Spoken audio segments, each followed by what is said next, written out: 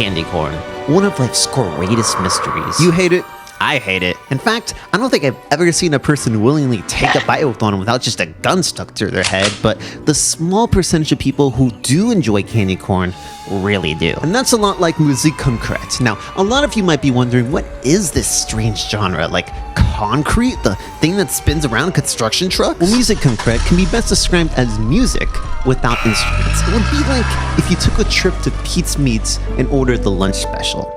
And when you did, the waiter looked up from his notepad and gave you a smirk, a grin, a pure childlike excitement, showing how ecstatic he was for you to try this special dish.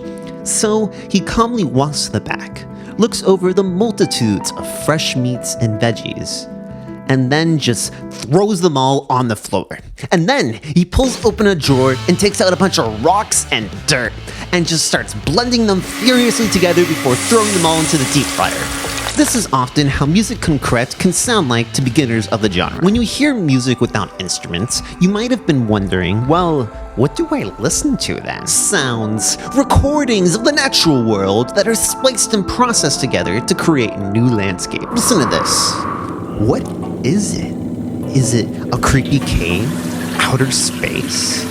Well, actually, it's a man watering flowers in a bathtub. But did you see how weird and twisted it sounded before you knew what it was? Well, that's because it's an art of turning these normal, everyday sounds into a new auditory experience. Because the art is only half of what they record.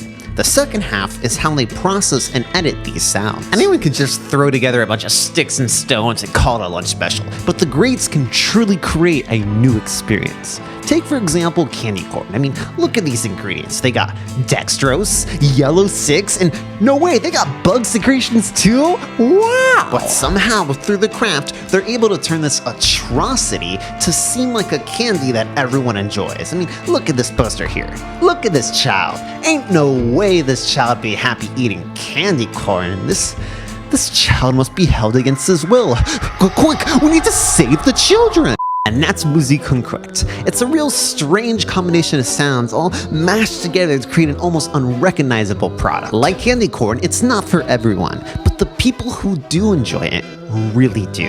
I mean, why else would they bring back candy corn every Halloween? Like, if not a single person I know eats it, then who is eating all the candy corn? If you were to try to listen to a few musique concrète songs, I'd recommend one thing. Don't watch how they make the sounds. You know, like when you were young and your friends or family would pretend that peeled grapes were eyeballs and they tell you to like close your eyes and hold out your hands while they place what you thought were the slimiest pair of eyeballs in your hands? Well, that same effect happens with musique concrète. It's a much more enjoyable experience when you hear all these strange altered sounds that make your mind whirl instead of just seeing how they're actually made in the real world. Hey man, I don't question it, I just consume it.